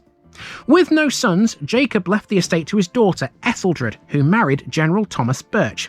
He adopted the additional surname Reynardson when they inherited Holywell Hall, and thus the Birch-Reynardson surname we met earlier in Careby was created. Thomas had a distinguished military career and was known for his love of books and poetry. His hospitality even inspired the poet John Clare, who visited in 1820 and later wrote a poem titled Holywell, presumably about the house and the estate. Charles Birch Reynardson inherited the estate next. Educated at Cambridge, he married Anne York of the Erdig estate in Denbighshire. Charles was an enthusiastic coachman and later published a book called Down the Road, reflecting his passion for driving. His son, also Charles, served in the Grenadier Guards. He married Emma Stracey, and the couple had 2 daughters. Their eldest, Miriam, inherited Holywell Hall in 1919, continuing the line of female succession that shaped the estate's history. Miriam was married to Alexander Fuller Ackland Hood. When they inherited Holywell Hall, they adopted the combined surname Ackland Hood Reynardson. They had 2 children, though their son was tragically killed in World War I. Their daughter, Agatha, became the next heir. Agatha would marry Major Mountjoy Fane in 1926 in a society wedding widely reported in the newspapers. The couple lived at Holywell for many years before selling the estate in 1954 and moving to the old rectory at Careby, closing the long chapter of Reynardson family stewardship. Purchasing the hall was Philip Lockwood, who owned Lockwood Foods Limited, although Agatha Mountjoy Fane retained ownership of several hundred acres of farmland. In 1977, Philip Lockwood emigrated to France, and the hall was then occupied by his son, William. In 1984, the hall was sold to Keith Childs, who had a shoe import business, Holyware Footwear Limited, based at the hall. In 1994, the hall and 830 acres of the estate was sold to Princess Yuri Galitzine, better known as Dr. Jean Shanks, for £4 million. In 2003, it was sold again to Robert Gillespie for £7 million. In 2013, the hall and approximately 76 acres were sold for £4.7 million to a company based in the British Virgin Islands, named Slipstream Overseas SA. The rest of the farmland, some 863 acres, was sold separately for approximately £6.25 million. As well as the hall, there are other notable structures within its environs. Southwest of the house, against one of the lakes, is a Grade 2 listed fishing temple, identical to a menagerie designed by James Gibbs at Hackwood. Facing the hall's drive are listed Palladian stables with an octagonal domed lantern. Further listed buildings include a 17th century dovecote, an orangery to the west of the hall, and a 3-arched balustraded bridge on the road between the 2 easterly lakes. On the maps at the start of this video, the church within the grounds of Holywell Hall is marked as being dedicated to St Mary. It's not now. Instead, it's dedicated to St Wilfrid. Small but historically rich, St Wilfrid's is a private chapel with a story that reaches far beyond its peaceful setting. Though modest in size, it is one of the most intriguing buildings anywhere in Careby, Ormby or Holywell. The chapel was built in 1699 during a period when estate owners like the ones at Holywell often added elegant private places of worship to their grounds. The church has an unusual history. It was moved from a site near the Castle Bytham Road where it had suffered repeated flooding, but it also incorporates stonework from a demolished medieval church at Ormby. Parts of the old Ormby church here now include Norman piers, a decorated doorway and perpendicular style window glass. They give the building a much older character than its date suggests. Because of this reused material, the chapel contains architectural details from several periods. There are Norman, decorated and perpendicular elements woven into the 18th century structure, a patchwork of English church design spanning hundreds of years. Although it is primarily a private chapel for Holywell Hall, St Wilfrid's opens to the public once a year for a service. This rare opportunity allows visitors to appreciate a building that's otherwise out of view for the rest of the year. It has a remarkable collection of medieval and early modern stained glass with pieces dating from the 14th, 15th and 17th centuries. Among them are two Netherlandish panels believed to have come from the church at Careby. The tower is one of the chapel's most distinctive features. Built in two stages, it includes a quatrefoil parapet frieze and decorative angle urns, touches that reflect the more ornamental tastes of the early 18th century. So because most of that is off limits to us and all we can really see are these lakes, which by the way are very beautiful, if you drive through Holywell you may think there's nothing here. Well, there is and there isn't. There's a couple of houses, like for example this one here, which is right next to these lakes. They've got a great view every morning, haven't they? Well, I'm going to take you through the rest of Holywell now. We're going to drive down to a little area known as Lincolnshire Gate. Now there's no houses there, but it's a nice little spot and you're about to see why.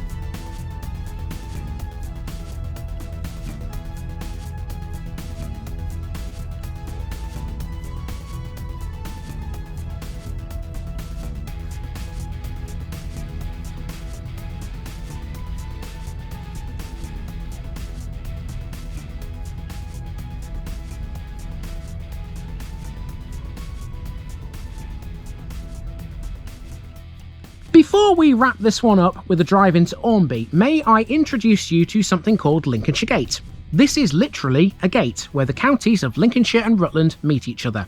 A peaceful little corner on a country road between Holywell and Pickworth in Rutland, which we covered a while ago, this is about 5 miles north of Stamford. The lane we're on here threads its way between Newell Wood and Howitt's Gorse, giving the spot a wonderfully rural feel. On either side of the road lie the remains of small medieval quarries, once worked for building stone and road material from the Middle Ages right up to the early 20th century. Today, they appear simply as quiet hollows in the landscape, slowly reclaimed by nature. Around 250 yards to the north is Roberts Field, a 10-acre calcareous grassland nature reserve and site of special scientific interest. It's a lovely place for wildlife, especially in the summer when wildflowers and insects thrive on the thin limestone soils. There are no houses or settlements at Lincolnshire Gate, and that's part of its charm. It's a quiet, atmospheric spot where the two counties meet, shaped by centuries of small-scale quarrying and surrounded by woodland and open fields. Rural heaven.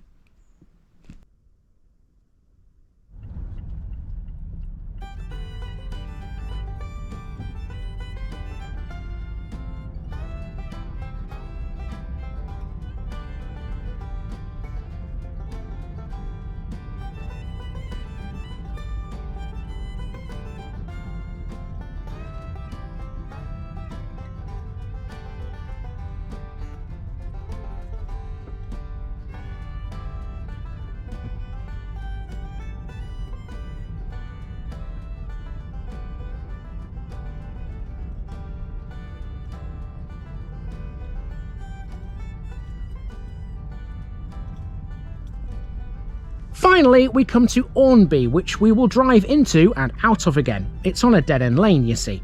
As you drive north along the B1176 from Stamford, you enter the quiet rural landscape that surrounds Ornby.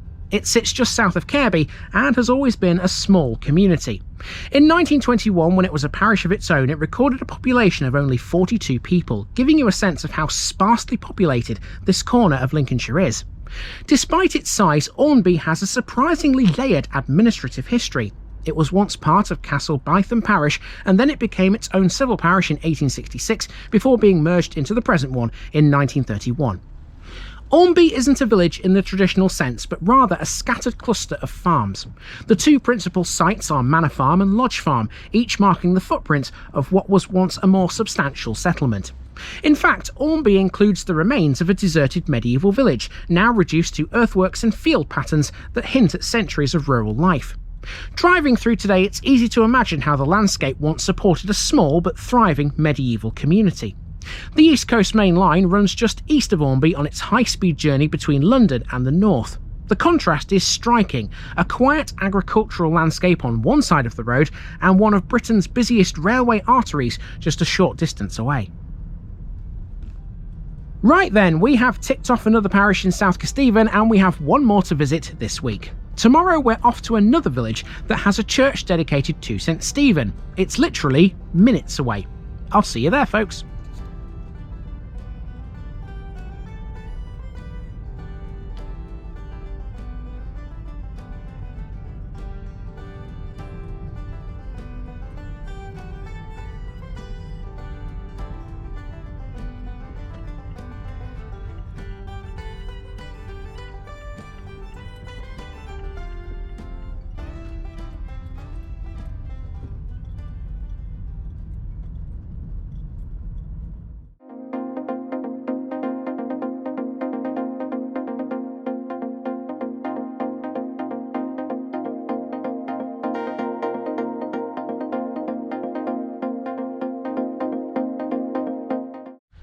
Hello folks, welcome back to South Kesteven for the last time this week. Now today I've got a nice little village for you that's going to tie this run together very, very neatly. It's a nice circular walk, a few landmarks, mainly houses. It's just a nice place to be, quite frankly. Its name is Carlby.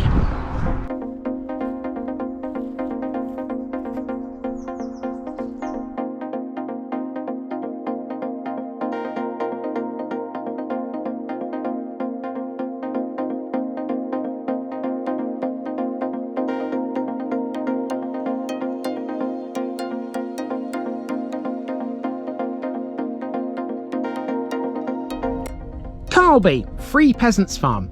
Today on TVI, we're in Carlby to close out another batch in South Kesteven.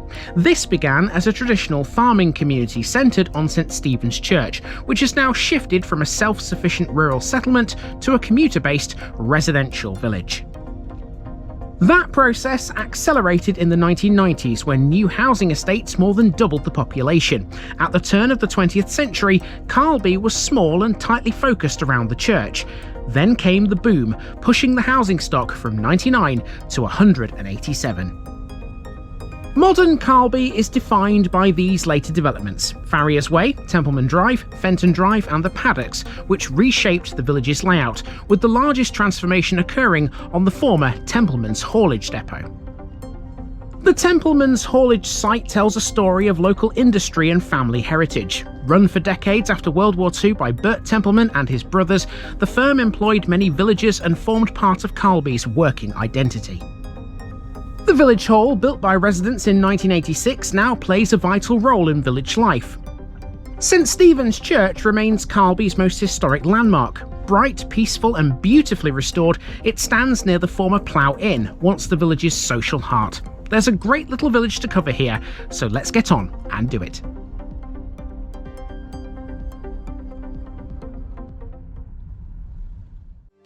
At the turn of the 20th century, i.e. the time of this map, around 75% of the men of Carlby were agricultural labourers or farmers, and nearly all the women were domestic servants.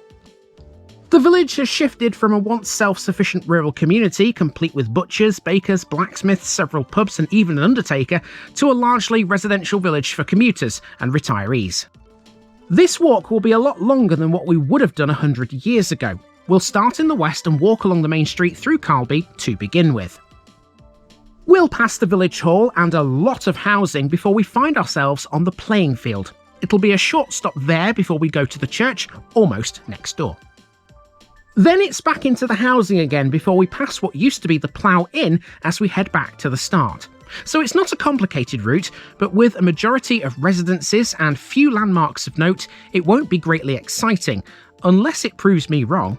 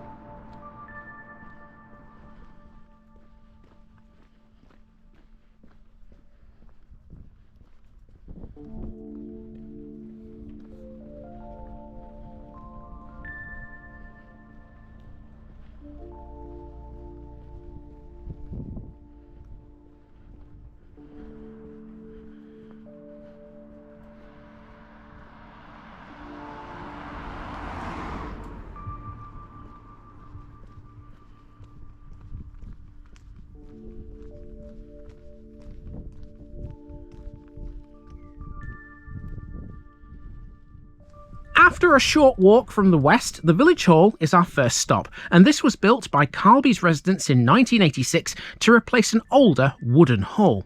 It plays a central role as a meeting place and venue for regular social events. Carlby is unusual for a place of its size because it has no shops, pub or commercial premises within the village itself, and so this building is absolutely vital to it. Without a pub or village shop, Carlby lacks the natural social focal point many rural communities rely on. Because of this, the village makes the most of the assets it does have, especially its strong community spirit. A wide range of voluntary groups from the WI and Gardening Club to Mums and Tots, the Playing Field Committee and the Friendly Club for older residents help keep village life active and sociable. This hall is part of that.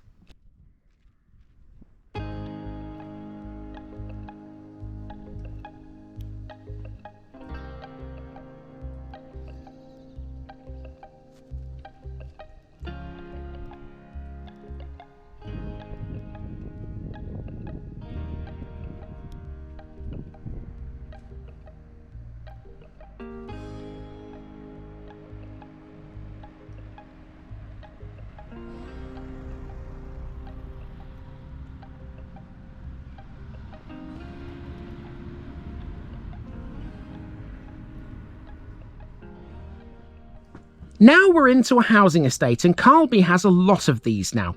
The main developments in recent times have been the Paddocks, Farriers Way and the two streets you can find here, Templeman Drive and Fenton Drive. The developments all took place in the 1990s, with this being the major amongst them. We are currently walking through the area where Templeman's haulage depot used to stand. For decades after World War II, Templeman's haulage was a familiar and important presence in Carlby. Bert Templeman ran the firm with help from his elder brothers Reg and Alf, the latter of whom also had his own haulage business. Together they provided steady employment for many local residents and became part of the village's working life and identity. Templeman's was part of the furniture. Their garage and yard represented a long family connection to Carlby that stretched back centuries.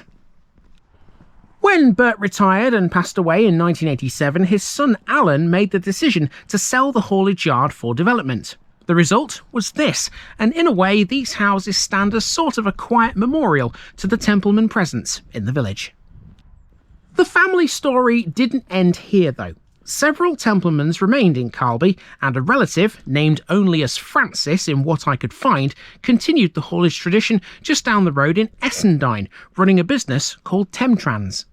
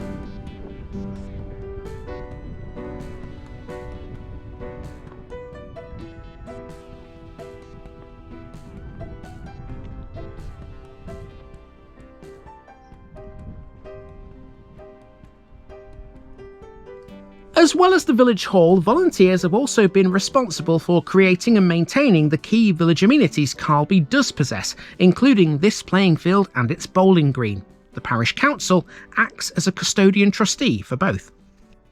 Together with the village hall, these facilities help Carlby maintain a lively community atmosphere, despite the absence of any traditional village services. There are a few businesses that sit just outside the parish boundary, and several local craftsmen work from home, but day-to-day essentials such as schools, medical services, shopping and entertainment all have to be found elsewhere.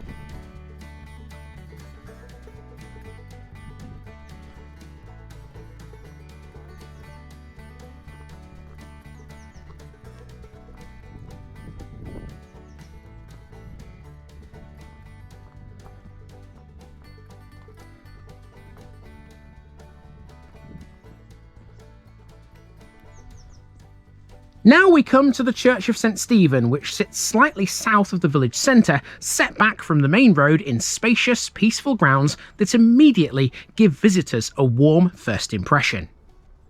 This church is normally kept locked, but when opened it reveals a building with deep medieval roots. Most of what you see today dates from the early 13th century, including the tower, the nave, the arcades and the north aisle. The spire is slightly later than the main structure, while the chancel and its arch were rebuilt in the 14th century.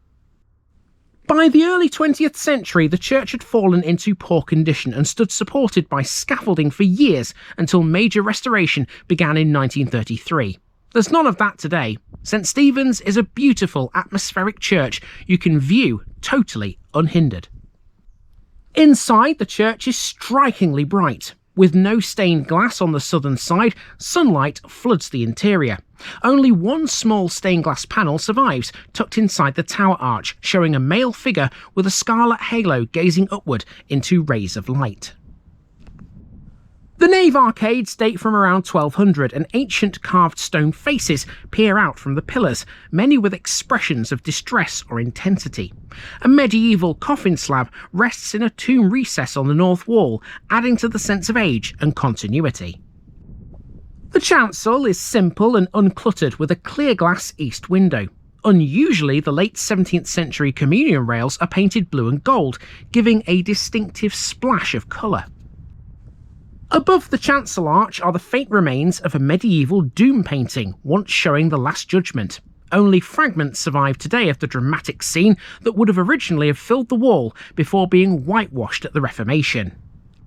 High on the west wall is a doorway leading to the ringing chamber. The church's single bell dates from the 15th century, attributed to an unnamed Nottingham founder. It's inscribed Sancta Maria. Several memorials add human stories to the building. One floor slab commemorates Jonathan Pilkington of Market Deeping, who died suddenly in 1844, whilst a gravestone outside records Oliver Smith, who died suddenly in his chair in 1872.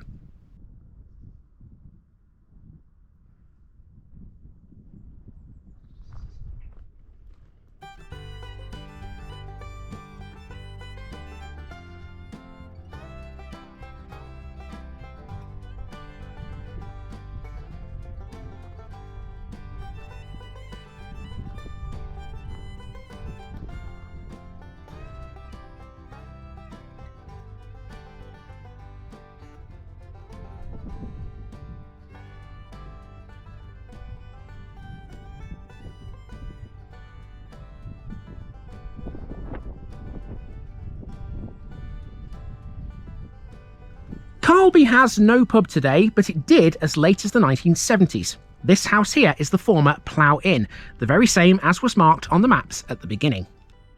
The Plough Inn was once the social heart of Carlby, serving as the village's last remaining pub.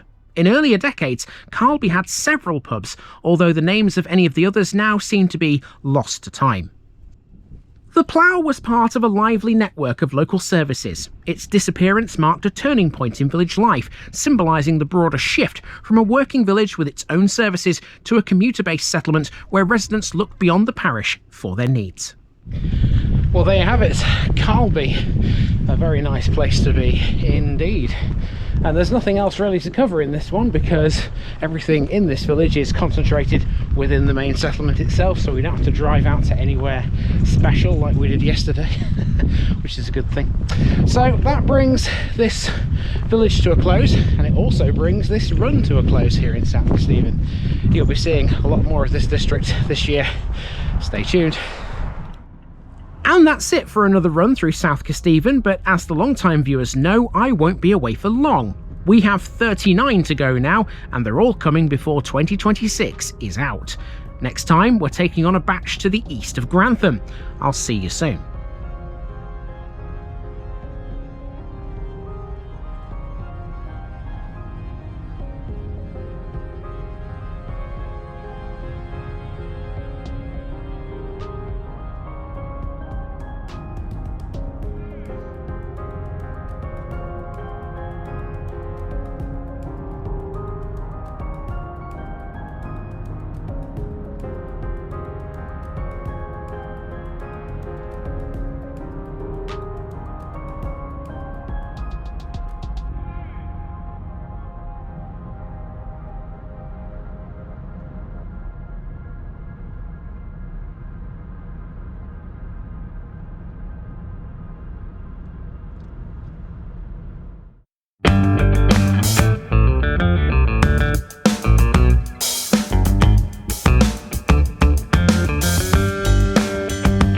Now, just before I go, remember, this video is part of a huge project to visit every civil parish in England. That's more than 10,000. These routes are pre-planned, and due to time constraints, I can't cover every detail or walk down every street. Please don't complain if this video missed something out. I pronounce names how I choose to. I am very aware that local dialect may vary, and I don't take kindly to criticism about this. You've been warned. It's impossible to know everything too. If this video was terrible, make your own. If you're a regular watcher of The Village Idiot, you're not the only one. If you've got a small business, why not use my videos to advertise it? Leave a comment below if you're interested. And finally, thanks for watching this episode, everybody. Give us a like and a subscribe if you've enjoyed this episode, and share it with your friends and relatives. It all helps to keep this mission going. Until next time, I've been Andy, also known as The Village Idiot, and I'm out.